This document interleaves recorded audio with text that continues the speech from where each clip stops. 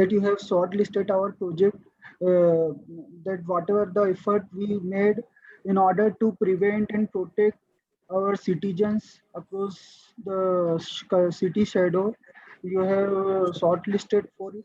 So, sir, I just want to show you PPT.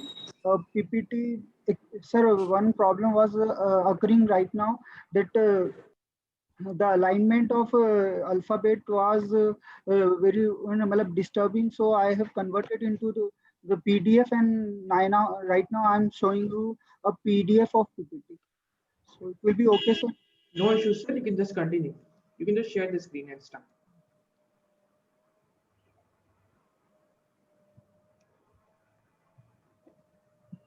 Sir, ये है projects if fight against COVID-19, efforts and work done during universal pandemic COVID-19, district administration schedule.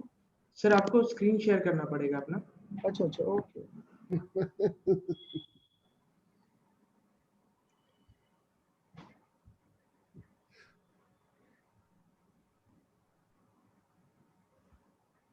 Now it is okay. Yeah. Just wait. So, in order to prevention of COVID-19 situation and providing all the necessary help to the citizen of district administration made strategic planning at the beginning of COVID-19 situation at all the level of district, in which a special team has been formed to ensure the lockdown and to provide help as per the guidelines and the policy of state government and the government of India. uh, there's brief introduction that during the lockdown period we have provided, because basically Shahdol is a backward district, so there were very much problem of basic needs. So district administration has been provided the basic facility like wheats, rice, food packages, and also we have rice a fund to provide a help of economical needy persons, and in order to boost the immunity of citizens, Ayush Department of District Administration provided kala and medicine, and in order to provide the labor of migrants through the Rozgar Setu portal, we have provided a significant amount of Rozgar to the migrants laborers, and regularly we have monitored the situation by Arogya Setu application and visited patient and a ground level, and the feedback has been taken regularly. So, sir, यहाँ पर special efforts done by district team. So, at the beginning, we have formed teams at all the level, as I mentioned. So, at district level, rapid response team has been formed. The number of rapid response team was two. Block level and urban area mobile medical teams. It is for emergency. 14 number of block level teams have been formed, which is a constantly monitoring, and all the feedbacks are the task of this team is to take a action as quick as possible when the query comes by the citizens, and survey team has been formed. So because the migrants are constantly coming to the city at the beginning of lockdown period, so whatever the situations, we have located some of the area where the most of the migrants has been come, so we have monitored by the survey team. This is the number of survey team which have been formed by district administration is 274, and district administration team at the sector level 54, COVID care center 5, district COVID hospital center 3, dedicated COVID hospital 1, and quarantine center 1, and ventilator 15. These are the numbers, and sir, these are just a basic statistics जो हुआ है कोविड-19 के कारण प्रवासी श्रमिकों के आगमन एवं उन्हें प्रदान राहत की जानकारी। तो राज्य से बाहर से आने वाले कुल श्रमिकों की संख्या 14,483, राज्य के अंदर से आने वाले कुल श्रमिकों की संख्या 23,179. So total 37,662 migrants has been come in our district इस जिले के ऐसे श्रमिक जो अभी भी दूसरे राज्यों में फंसे थे, उनकी संख्या 8,679। भोजन प्रदान करने वाले संस्थानों की संख्या 31। ऐसे परिवारों की संख्या जिन्हें बिना खाद्यान्न पर्ची के खाद्यान्न उपलब्ध कराया गया। नवीन दिशा निर्देशानुसार 23,281। कितने श्रमिकों को भोजन कराया गया ग्रामीण और शहर में? 11,181 और 1,021। कितने श्रमिकों को भोजन कराया गया? उनकी टोटल संख्या है 12,206। बेसहारा बेघर परिवारों को राशन वितरण की संख्या गांव और शहरों में 18,802 और 16,972। सो टोटल आम जरूरतमंदों और बेसहारों को भोजन पैकेट की व्यवस्था सास के माध्यम से 1,29,655 और एनजीओ और प्राइवेट लोगों द्वारा बेसहारा बेघर परिवारों को भोजन की व्यवस्था की गई है। तो ये 2,16,231। So total 3,81,660 packets food distribution has been done through government और NGO and all other private institutes. कोविड-19 के कारण प्रवासी श्रमिकों के आगमन एवं उन्हें प्रदान राहत की जानकारी। इसमें इनमें से कितने श्रमिकों का स्वास्थ्य परीक्षण किया गया? तो 37,662। ग्रामों में आए कितने श्रमिकों में अस्वस्थता के प्रारंभिक लक्षण दिखे? 284। कितने व्यक्ति जिन उनके घरों में क्वारंटाइन किए गए? 13,791। कितने व्यक्ति संस्थागत क्वारंटाइन किए गए? 662। कितने व्यक्तियों के सैंपल टेस्ट में के लिए भेजे गए? 909। श्रमिकों के परीक्षण के विषय में है सर ये। कितने व्यक्तियों के सैंपल टेस्ट की जांच रिपोर्ट प्राप्त हुई? 906। कितने व्यक्तियों की रिपोर्ट नेगेटिव पाई गई? 884। कितने व्यक्ति पॉजिटिव पाए गए? 22। मास्क वितरण की संख्या 1,66,445। सैनिटाइजर। ये तो पुरानी स्टैटिस्टिक्स है। आज की डेट पे that is as of yesterday आपके 78 एक्टिव केसेस हैं। हाँ यस सर।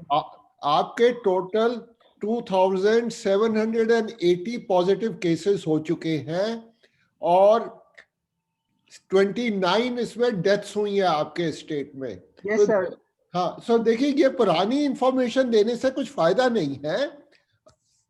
ये तो हो गया, ये 6 महीने पुरानी चीज है। अब आज क्या हो रहा है सर? आज के समय में अभी जो मेडिकल स्टेटस की मैं बात करूं तो मैं वो बता देता हूं सर आपको। हाँ, क्योंकि ये तो बहुत पुरानी आंकड़े हैं, इसका कोई अब मतलब नहीं बनता। अच्छा। वो 6 महीने पहले लॉकडाउन हुआ, उस टाइम माइग्रेंट्स थे, ये थे, वो सब चीज अब खत्म हो गई है। वो इश्यू अब खत्म हो गया है। तो अब आज का क्या स्टेटस है आपके? ठीक है सर, बताता हूँ। क्योंकि देखिए अभी ये बीमारी और 6 महीने चलेगी, अभी कोई वैक्सीनेशन नहीं आई है, अभी टाइम लगेगा। सर ये रहा रिपोर्ट। और इस टाइम रूरल एरिया में काफी बढ़ रहा है। सर ये स्टेटस है हमारे पास। ये भी 1 महीना पुराना है, कोई नहीं। Sir as on 8 November 2020। Sir starting में मतलब हमने जब पीपीटी बनाई थी ये उसका है, मतलब हमने लेटेस्ट अभी का अपडेट नहीं करा था। नहीं, ठीक है, मैंने तो आपको कल की फिगर्स बता दी हैं। These are yesterday's figures. But these figures are available online everywhere. तो हमें मालूम रहता है क्या हो रहा है किसी जगह पे। सर मतलब मैं इस प्रेजेंटेशन के द्वारा आपको ये बतलाना चाह रहा था कि जो मतलब जो डिस्ट्रिक्ट एडमिनिस्ट्रेशन ने जो भी एफर्ट लगाया, जिस प्रकार से उन्होंने टीम्स बनाई और फाइनली यहाँ पर कंपैरिजन कि एमपी और शेड्यूल के बीच में किस प्रकार का डिफरेंसेस है। जैसे कि सैंपल कलेक्टेड जो रेट है तो एमपी में है, मतलब एज ऑन में 8 नवंबर की बात कर रहा हूँ। हाँ। तो यहाँ पर एमपी में 7,89,749 हुए और शेड्यूल में 9,674। तो जो आप ये कंपेरिजन। बताइए शेड्यूल में इस टाइम पॉजिटिविटी कितना आ रहा है? अच्छा sir. Well, that is what is more important. Is positivity more than 5% or less than 5%? If it is less than 5%, we don't bother. If it is more than 5%, then you'll have to take a lot more actions. Sir ये total positive case थे as on 8 नवंबर वो 1.49% of MP. Total case नहीं, अगर आपकी testing होती है, RTPCR testing करते हो, अगर 100 लोगों को टेस्ट करते हो तो कितने पॉजिटिव निकलते हैं? 100 लोगों को टेस्ट करते हैं तो कितने पॉजिटिव निकलते हैं? सर एक सेकंड में देखिए ये बिल्कुल बेसिक स्टैटिस्टिक्स है जिसपे मेजरमेंट्स होती हैं आज। आपका डबलिंग रेट क्या है, आपका रिकवरी रेट क्या है, आपका पॉजिटिविटी रेट क्या है, दीज आर इंपॉर्टेंट थिंग। आपकी 7-day एवरेज कितनी है? सर ये यहाँ पर बताया 70 CAGR फॉर पॉजिटिव केसेस। नहीं नहीं नहीं, this is something else. Total sample collected, total positives. ये आप परसेंटेज ऑफ मध्य प्रदेश का दिखला रहे हैं सर कंपैरिजन कर रहे हैं एमपी और शेड्यूल का। देखिए, you are managing this particular thing. These are the things which should be available with the district administration on their fingertips. That's all I'm saying. See, all this statistics does not matter today. But what matters is वो आपके पास अभी नहीं है। चलिए कोई नहीं, आपने अच्छा काम करा है, आप आगे चलिए। सर ये आगे रिकवरी रेट है, रिकवरी रेट ये सब अच्छी फिगर्स हैं, बहुत बढ़िया है। Fertility rate is also 1.7%। तो sir what you want me to focus? ये बताइए आपके हॉस्पिटल बेड्स कितने हैं डिस्ट्रिक्ट सर में? ये हॉस्पिटल बेड्स का क्लिनिक सैंपलिंग रेट, उनकी अवेलेबिलिटी कैसी है? हाँ सर एक सेकंड, ये बेड ऑक्यूपेंसी सर हमने परसेंटेज बेसिस पे ये करा एमपी और शेड्यूल का, जो हमें कहा गया था। तो सर वो यही था कि स्टार्टिंग में कि शेड्यूल एमपी में किस रैंक में, उसमें किस प्रकार का कंपैरिजन करके कि जो ग्रोथ है या कंपैरिजन है, तो हमने सर वही स्टैटिस्टिक्स बनाया कंपैरिजन करके एमपी का शेड्यूल से। नहीं, अब मेरे को मालूम नहीं है इसका, आप इसको यूज कैसे करते हैं स्टैटिस्टिक्स को? आपका यूज क्या है स्टैटिस्टिक्स का? सर ये तो रिजल्ट है और इस रिजल्ट के थ्रू हम मतलब एनालिसिस कर सकते हैं। जैसे सर आपने बताया कि यदि हमारे तो बहुत कुछ सकते हैं, आप कर क्या रहे हैं?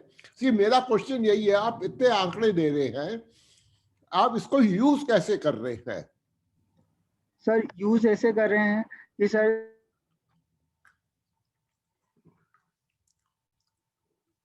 हमारा क्या है कि शेड्यूल में 13.20% है। तो सर हमारे पास अभी मतलब ये नॉर्मल एक हमारे पास रेशो रहता है कि अभी हमारे पास चांस है कि यदि फॉर एग्जांपल मैं एज ऑन 8 नवंबर की बात कर रहा हूँ, उस समय यदि नेक्स्ट डे पे यदि कुछ ज्यादा लोग आ जाते हैं तो हमारे पास still we have sufficient beds with an oxygen mass so that we can provide a proper medication. देखिए प्रॉब्लम ये है कि आज कोई अगर बीमार पड़ता है तो आप 8 नवंबर की तो फिगर्स नहीं बताएंगे, वो तो कहेगा मेरे को बतलाओ मैं कौन से हॉस्पिटल में जाऊं। अगर उसको ऑक्सीजन देनी है तो हॉस्पिटल में ऑक्सीजन का आपके पास इंतजाम है, अगर उसको वेंटिलेटर पे लगाना है तो वेंटिलेटर का इंतजाम है, आपके पास डॉक्टर्स हैं क्या, आपके पास हेल्थ केयर वर्कर्स हैं? अगर नहीं है, अगर आपको उन्हें भोपाल भेजना है तो उसका आपके पास एम्बुलेंस सर्विस है अवेलेबल। तो वो चीज ज्यादा इंपॉर्टेंट है बजाय इन प्लेन फिगर्स के जो जिसका ज्यादा मतलब नहीं बनता।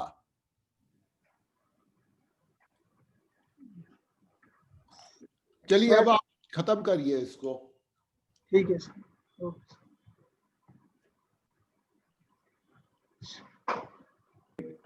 Sharma sir, do you have any questions or suggestion?